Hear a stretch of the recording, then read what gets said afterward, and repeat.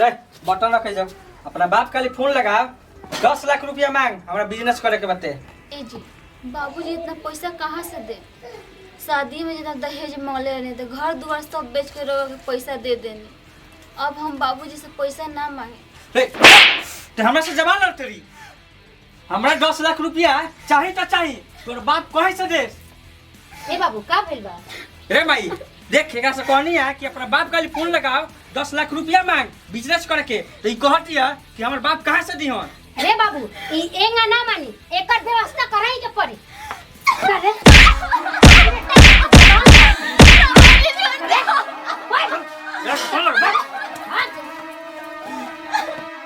चल माई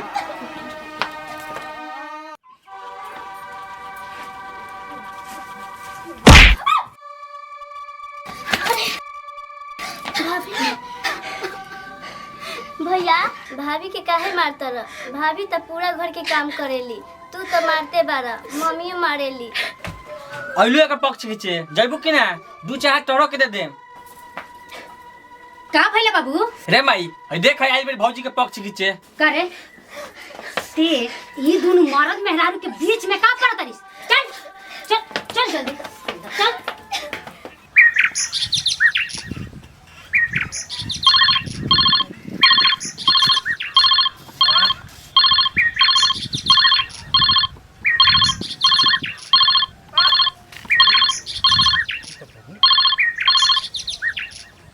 hello hello हाँ बबनी प्रणाम बाबूजी।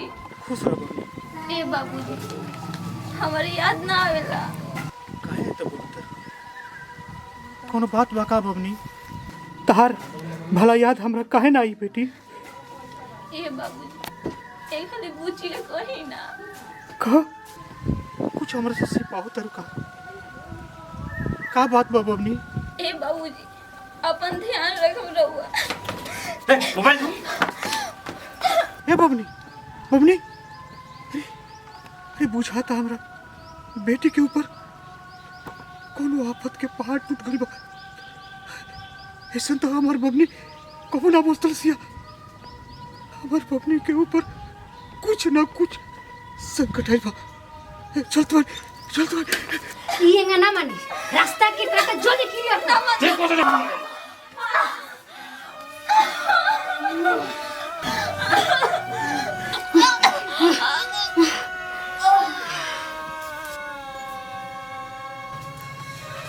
रे बाबू ई तो मर गए।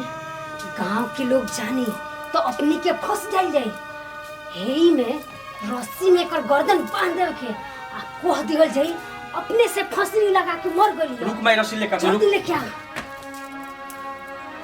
चल गांव में हल्ला करल जाम कि फांसी लगा के मर गेल बिया। हां बेटा चल जल्दी। अरे बाबू सुन करे गांव में हल्ला करे से पहले हां ओकरा घरे फोन लगा के कह दे कि तहार बेटी फंसरी लगा के मर गई। ठीक बरू जल्दी कर। हेलो हाँ हम अनु बोलता ने। आया राउर बाबूजी कहाँ बनी? बाहरी गल बने। अपना बाबूजी से कह देम कि राउर दीदी फांसी लगा के मर गइल बड़ी। दीदी मर गई बड़ी। हां दीदी पर चल चल दीदी दीदी दीदी दीदी काहे ऐसन कलुआ? तू फांसी लगा के काहे मर गइलुआ दीदी? दीदी दीदी ऐसन काहे कलुआ? बाबू बाबूजी दीदी बाबूजी दीदी बाबू अरे कहाँ भइल बा तारा दीदी के? दीदी फांसी लगा के मर गई बड़ी बाबूजी। कहा अरे तो अभी ऐसा हमार बुचिया हमरा लगे फोन कइले रहना से बबली तू हमरा के छोड़ के ना जा सकल बबली। फसरी लगा के कहे अपना बाप के छोड़ के चल गए। अपना बाप के कहे छोड़ के चल गए।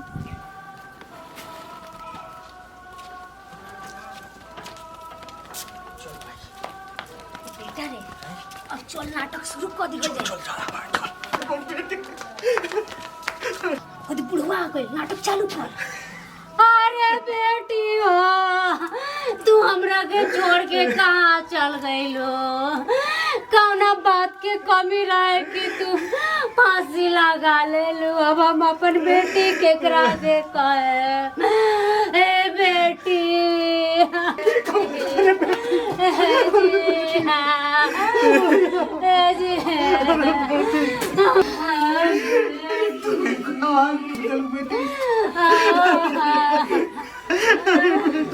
बेटी बेटी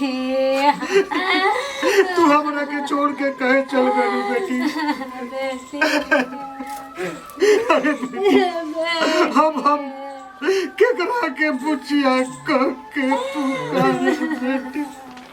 केकरा के पूछिया कह के पुकार? अरे कुछ समय पहले ही तो हमरा लगे फोन कर रहा बेटी, सब कुछ ठीक बा, लेकिन एक भाई की का कर देलू बेटी? तू का कर देलू? चुप हो जाइए बाबूजी। हमने कुछ देर पहले इकरा खातिर बाजार से साड़ी लिया करनी सर, नहीं कुछ करा डाल लिया। जी हमार बाबू सही कहता, इनका खाना चीज के कमी रहला कि हमने के छोड़ के चल गईली, अपने आप के फांसी लगा लेली। अब हम बेटी के करा के कहे ये हमार बेहुना बेटी रहली है ये बेटी। हमरा तो रवा लोगिन के ऊपर शक होता। अरे कुछ समय पहले ही तो हमार बेटी हमरा लगे फोन करे रही। अरे एक बाइक फोन कट गईला, एकर मतलब कि रवा लोगिन हमरा बेटी के जान से मर। ए बेटी, अगर हमरा ये पता रही कि तार शादी हम एगो कसाई किया कर, तो बेटी तार हम शादी कसाईयन किया ना कर रहती बेटी, ना कर रहती।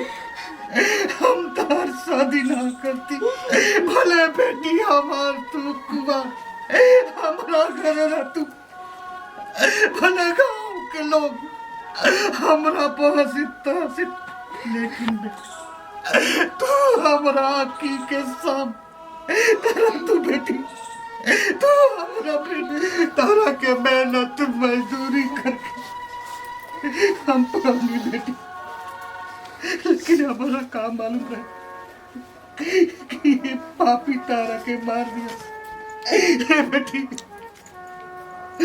तारा गला में रस्सी के फंदाई पापी डले हुए सन, कितना तकलीफ भइल रही बेटी, तारा कितना तकलीफ। बेटी तू तो चल गईलू बेटी, लेकिन हमरा जिंदगी भर रोए खातिर छोड़ गए। काहे छोड़ गईलू बेटी? रे माई और एक बार मीरवा पुलिस के लगा उठिया। अरे जल्दी चली। ई लड़की तनी के दोनों माई बेटा के करतूत हमरा के दिखा देले बिया। ई लड़की फांसी लगा के नहीं खे मुअल, तनी के एकरा गला दबा के मुएले बड़ा सन, मारला के बाद एकरा के रस्सी में लटकैले बड़ा सन। तनी के इंस्पेक्टर साहब हमारे साथ यकीन में बदल गए। ये दोनों के ले जाए ऐसा सजा दिलवाए कि दूसर कौन देखे तो ऐसा करतूत करे से पहले 1000 बार सोचे पर मजबूर हो जाओ। ये आदमी के रूप में शैतान बड़े से इंस्पेक्टर साहब, शैतान बड़े से ले जाए के। अरे ऐसे कैसे हो सकेला? एक छोट लड़की के बात पर रउआ विश्वास कर लेनी, हमनी के जेल ले जाएम, का सबूत बा? ए मैं सबूत देखबू, तू भाभी के गला दबा के मुआवत रहू, तबई हम पूरा वीडियो कॉल लेल बनी। लाई देख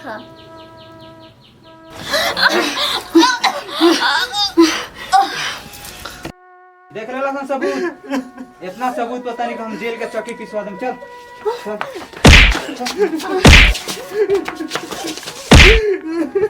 भोजपुरिया भाई लोग के प्रणाम। भाई देखिए हमनी के ये वीडियो बनौनी है सन जौन की अंकुश राजा के गाना एगो आइल बा दहेज पर, दहेजवा करनवा गइल बिटिया के जन्मा। तो हमनी के यह वीडियो बनौले बने सन, दहेज पर आधारित ये वीडियो बा। आसान आपको विश्वास बा कि रउआ लोगिन के ये वीडियो अच्छा लागी।